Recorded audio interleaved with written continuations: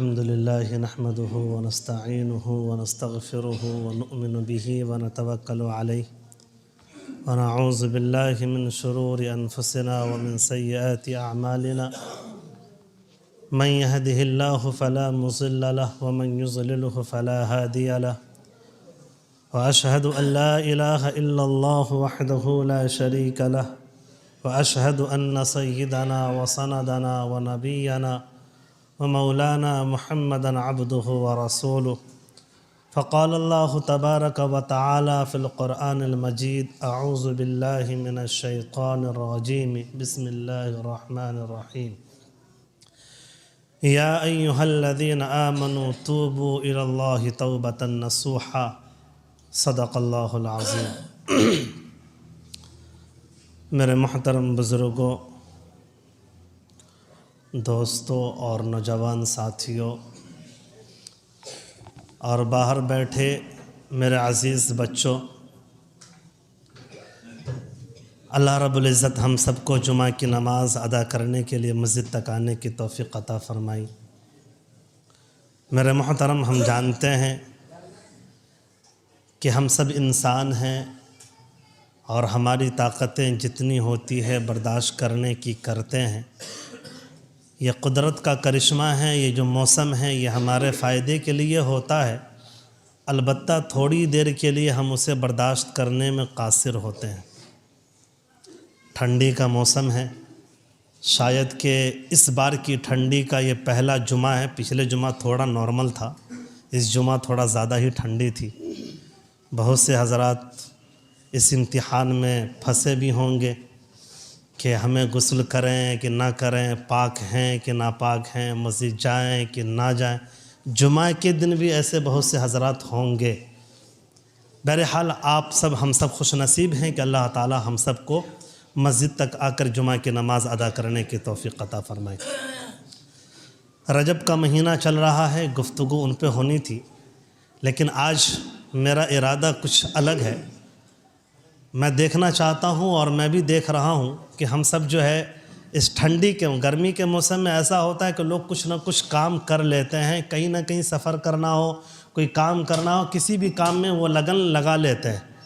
لیکن ٹھنڈی کے موسم میں جب انسان سکڑ جاتا ہے، جکڑ جاتا ہے، جاڑا ان کو زیادہ لگنے لگتا ہے، ٹھنڈی زیادہ لگنے لگتی ہیں، تو پھر وہ بے بس ہو کر کے اپنے گھروں میں بیٹھ جاتا ہے۔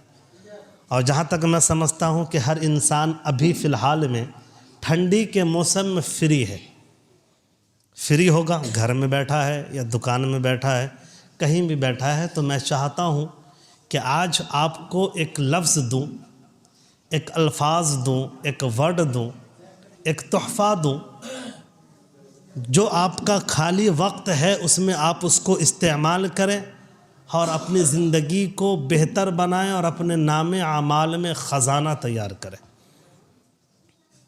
حالانکہ آج کا دن جمعہ کا دن ہے، تاریخ کے اعتبار سے دیکھا جائے، عیسوی تاریخ کے اعتبار سے تو 26 جنوری ہے، جو کہ ہم لوگ آزادی کے دنوں میں شمار کرتے ہیں، یوم جمہوریہ کے نام سے جانتے ہیں۔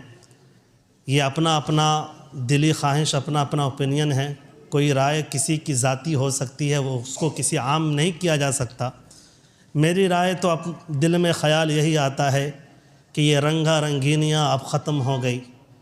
جس آزادی کے لیے ہمارے علماء نے اپنی جانیں قربان کی، جس چیزوں کے لیے انہوں نے اپنا مال، اپنا وطن، ہر چیز قربان کرنے کے لیے تیار رہے، اس کا مقصد آج دھیرے دھیرے ایسا لگ رہا ہے کہ پانی پھر رہا ہے۔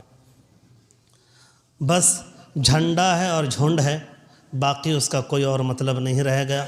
اس لیے کہ آپ کے دل میں بھی درد ہوا ہوگا، میرے دل میں بھی درد ہوا، کیونکہ اپنی زندگی میں، اپنی لائف میں بہت سی مسجدوں کے بارے میں پڑھا، سنا، دیکھا۔ ہمیں معلوم ہوا کہ پنجاب کے اندر میں بھی بہت سی مسجدیں ہیں، جب مسلمانوں کے ساتھ وہاں حادثہ ہوا تھا، تو آج بھی بہت سی مسجدیں ایسی ہیں جس میں بھینس باندھے جاتے ہیں، ویران پڑا ہوا ہے۔ لوگ بلاتے ہیں وہاں کے لوگ کہ آؤ اپنی مسجدوں کو صاف کرو، جاؤ اس میں اپنی عبادت گاہوں کو سنبھالو، ان کی طرف توجہ نہیں ہے۔ اس کے ساتھ ساتھ شاید کہ اپنی زندگی میں یہ پہلی بار دیکھا ہوں کہ کسی ظالم نے کسی کے عبادت گاہوں کو توڑ کر کے یہ قائم کیا ہو۔ ہماری مسجدوں کو شہید کر کے اس نے قائم کیا۔ اللہ ہے، اللہ کا گھر ہے، ہماری طاقت اس طرح کی نہیں، اللہ ان کا انصاف کرے گا۔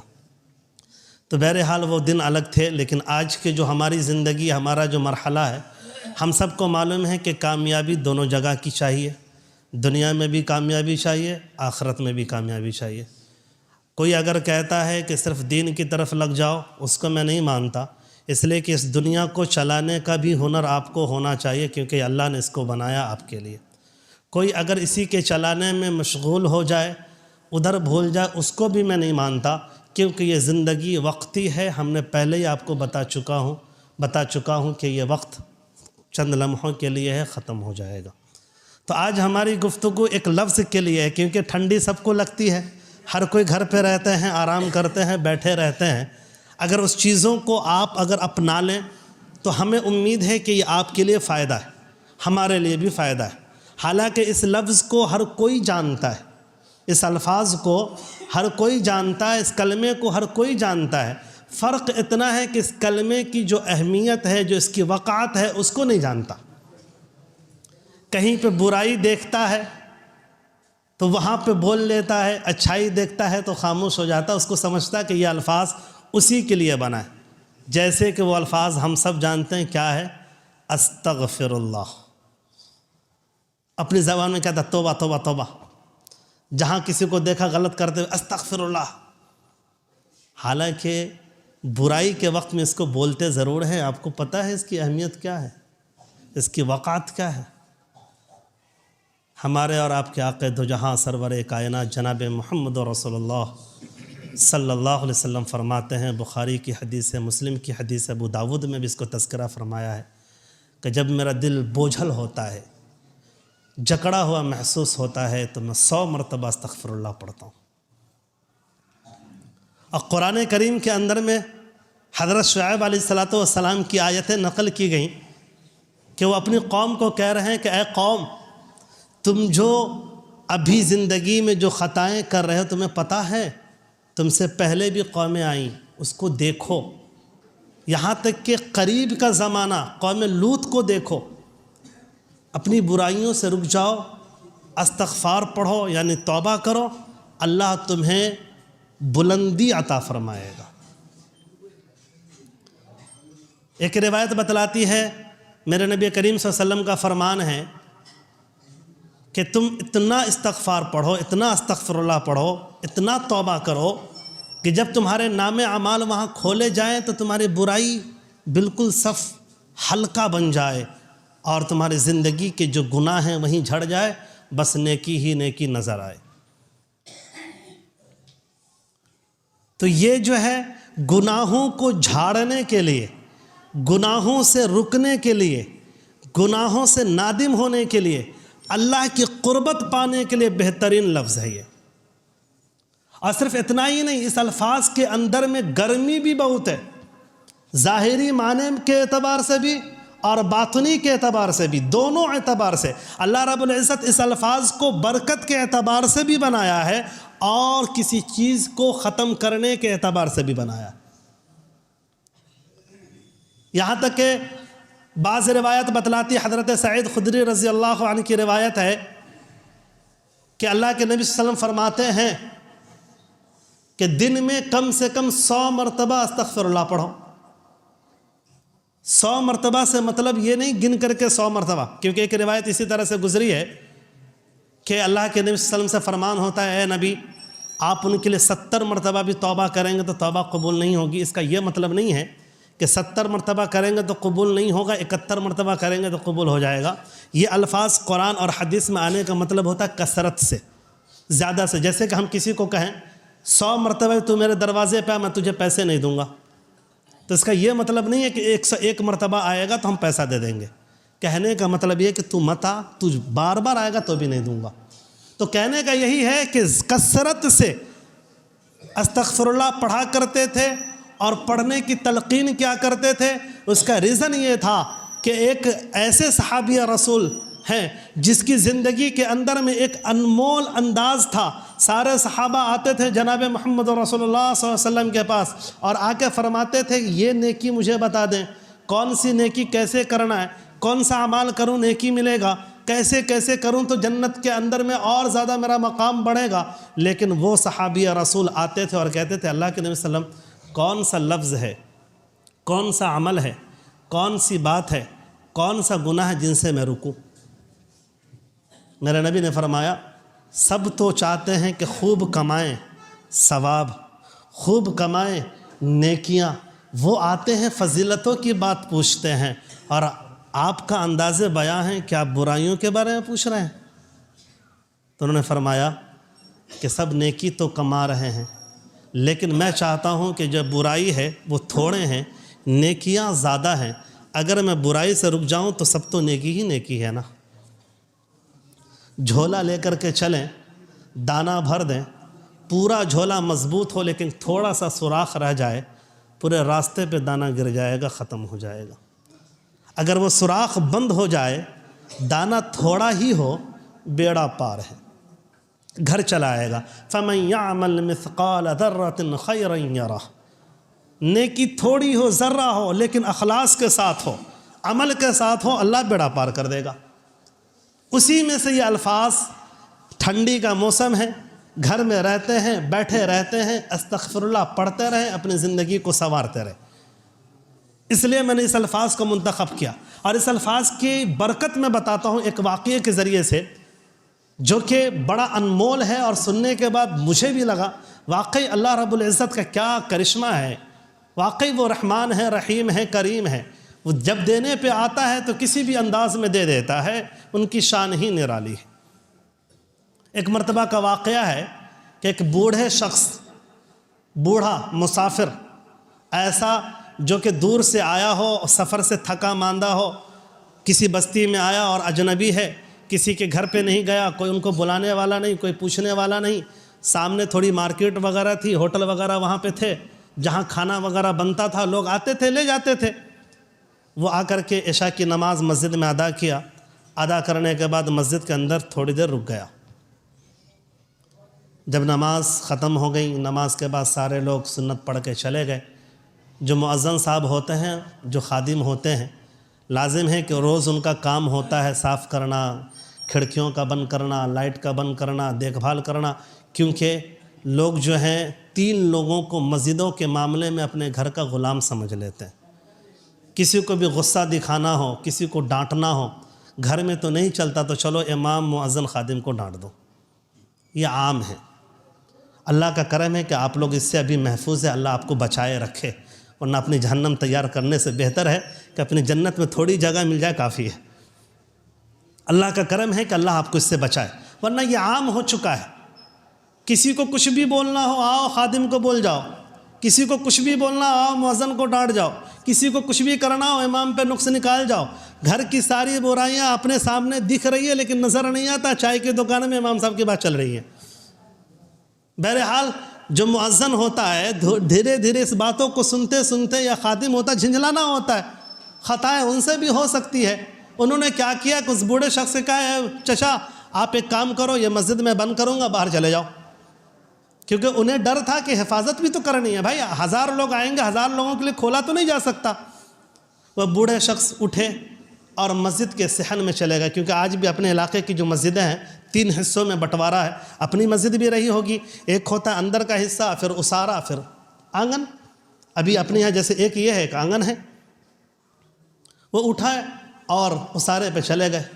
مؤذن صاحب نے اندر کی لائٹ پنکھے سب بند کر دیے، باہر آ کے دیکھا تو بوڑھے شخص ابھی بھی بیٹھے ہیں کنارے میں۔ ان کو کہہ رہے چچا میں نے آپ کو کہا نا باہر چلے جائیے، مسجد میں بند کرنے والا ہوں۔ وہ تو مسافر تھے، کہیں جا نہیں سکتے تھے، پریشان تھے، کہاں جاتے، رات کا وقت تھا۔ وہ اٹھے اور کنارے آنگن میں چلے گئے، اس جگہ پہ جہاں پر چپل رکھی جاتی ہے، تاکہ اب یہاں پہ میں آرام کر لوں گا، رات گزار لوں گا۔ لیکن ذہن تو ذہن ہے، انسان تو انسان ہے۔ مؤذن صاحب کو غصہ آ گیا جب مسجد کو بند کر کے دیکھا کہ وہ بوڑھے شخص جانے کا نام نہیں لے رہے، دیکھا ابھی بھی وہیں پہ بیٹھے ہیں، غصے سے ان کو پکڑا اور باہر کھینچ کے پھینک دیا کہ میں آپ کو بار بار کہہ رہا ہوں باہر جائیے، باہر جائیے، آپ مان کیوں نہیں رہے، مجھے مسجد بند کرنی ہے۔ جن کے بنا پہ ان کا ہاتھ وغیرہ چھلا گیا، تھوڑا سا چوٹیں آ گئیں۔ اب وہ کرتے تو کیا کرتے، مسجد کی دیوار لگ کر کے چپ چاپ شانتی سے بیٹھ گئے، کیونکہ مسافر ہیں۔ سامنے دیکھا کہ ایک نان بائی جو روٹی پکانے والا تندور میں ہوٹلوں میں ملتا ہے، یہاں تو ہم لوگ دیہات میں نہیں پتہ چلتا، جو آپ لوگ شہر گئے دیکھے ہوں گے، ان کی نظر پڑی اس بوڑھے شخص پہ اور مؤذن کے اس کام پہ کہ انہوں نے ان کو باہر کر دیا ہے، تو انہوں نے وہ آ کر کے اس بوڑھے شخص سے کہا ایک کام کرو، مسجد بند کرنا تھا، بیچارے مؤذن صاحب غصے میں، آئیے میرے پاس رک جائیے، آئیے کھانا وانا جو کھانا ہے کھا لیجیے اور آرام کیجیے۔ ہر بستی میں اللہ تعالیٰ ایسے کو پیدا کرتا ہے، بظاہر وہ دکھتا نہیں ہے، لیکن جب مسافر آتا ہے، جب کوئی مہمان آتا ہے یا اللہ کا کوئی بندہ آتا ہے، وہ کس شکل میں آتا ہے اسے پتہ نہیں، لیکن وہ استقبال کرنے کے لیے اپنا دل کھول کے رکھتا ہے، کیونکہ اللہ جب سب سے زیادہ خوش ہوتا ہے نا تو اس کے گھر پہ مہمان کو بھیج دیتا ہے۔ یہ خوش نصیبی ہوتی ہے کہ جن کے گھر پہ کوئی مہمان آ کر کے اس کا کھانا کھائے۔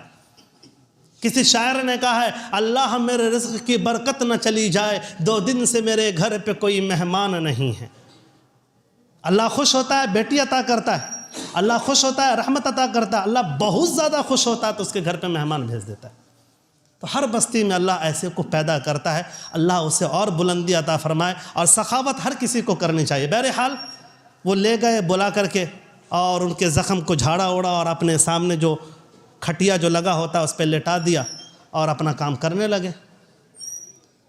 وہ بوڑھے شخص بتاتے ہیں، روایات انہی کی ہے، بتاتے ہیں کہ میں نے دیکھا کہ وہ روٹی پکانے والا روٹی بناتا ہے استغفر اللہ، روٹی بیلتا ہے استغفر اللہ، چولہے میں لگاتا ہے استغفر اللہ، یعنی نکالا تو استغفر اللہ، ڈالا تو استغفر اللہ، آٹا کے گولا بنایا تو استغفر اللہ، استغفر اللہ استغفر اللہ استغفر اللہ استغفر اللہ، پڑھے جا رہا۔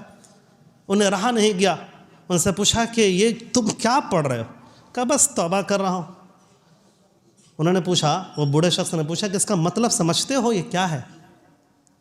کیا ہے اس کا مطلب؟ تو مجھ سے اچھا کون سمجھے گا؟ آپ کو پتہ ہے کہ اس کے پڑھنے سے مجھے کیا ملا؟ میرے 4 بیٹے ہیں، میں نے اسی ہوٹل سے، اسی روٹی پکانے سے اور اسی استغفر اللہ کی برکت سے میں نے 4 بیٹے کو اچھے انداز میں اچھی تعلیم دیا، اور پھر اس کو اچھے عہدے پہ میں نے منصب کیا، اور وہ آج بڑے بڑے عہدے پر اچھی سیلری کے ساتھ قائم دائم ہیں، سب خوشحال ہے۔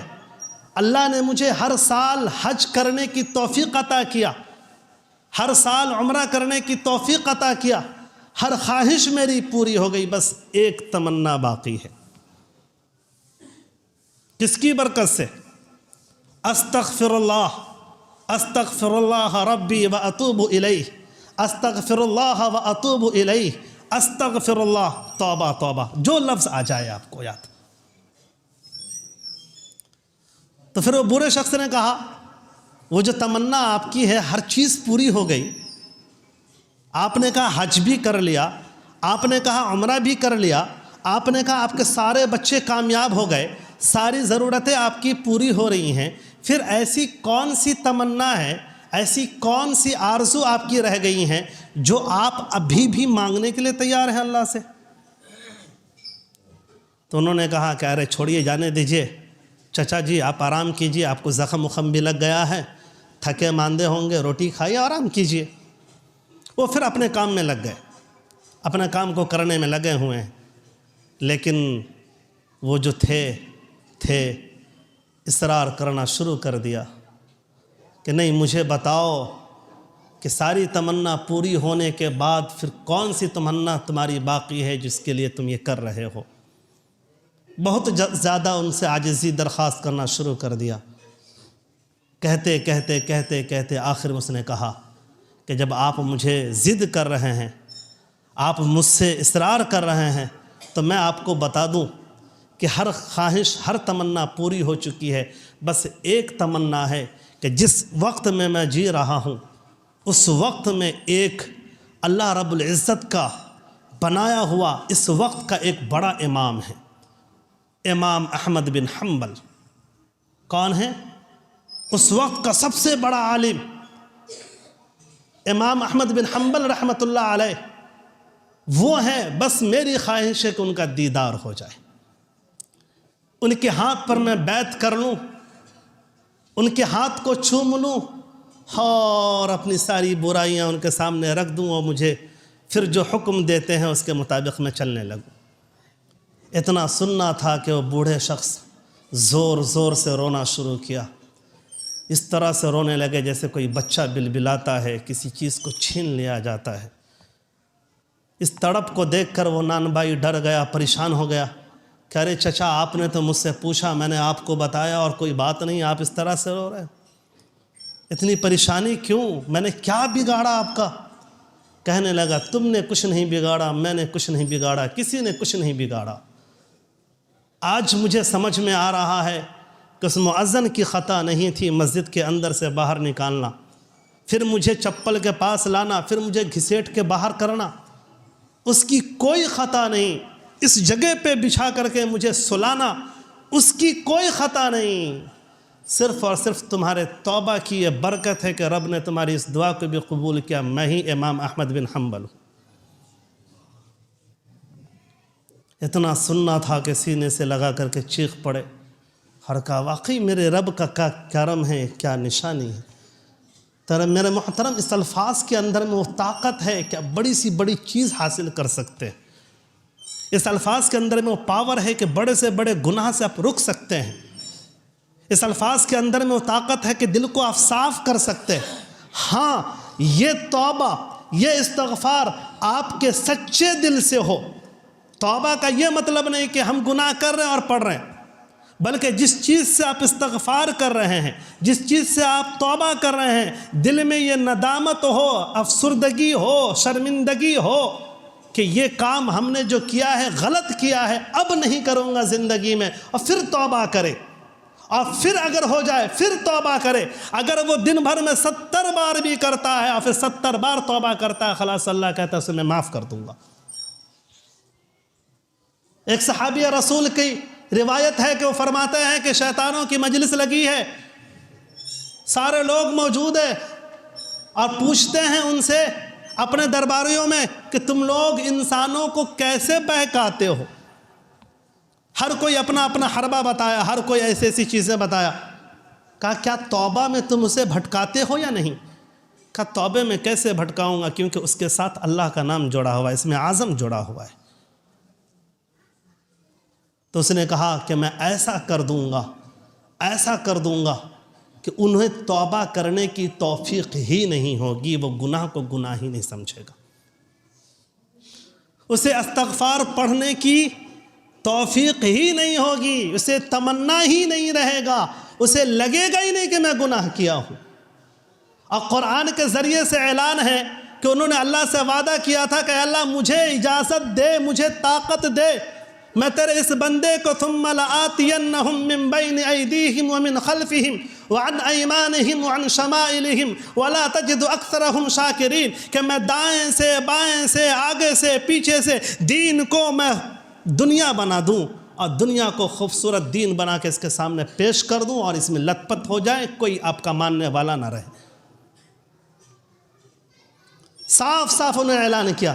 لیکن اللہ کا بھی فرمان ہے کہ اگر کوئی بندہ گناہ کر جائے، کرتا رہے، پھر سچے دل سے وہ توبہ کرتا ہے، تو وہ ایسا ہے جیسے کہ ابھی دھل کر کے آیا ہے۔ ٹھنڈی کا موسم ہے، گھر میں بیٹھے ہیں، آگ تاپ رہے ہیں، چائے پی رہے ہیں، کوئی کام نہیں ہے، کام بھی ہے تو زبان تھوڑی کام پہ لگا ہوا ہے۔ اللہ سے توبہ کرتے رہیں اپنے گناہوں سے، انشاءاللہ اللہ تعالی ہم سب کے مقام کو بلند کرے گا۔ اللہ سے دعا ہے کہ اللہ تعالی ہم سب کو سننے سے زیادہ عمل کرنے کی توفیق عطا فرمائے۔ وآخر دعوانا ان الحمدللہ رب العالمین۔ جو حضرات سنت نہیں پڑھے سنت پڑھ لیجیے۔ سب خیریت سے ہیں؟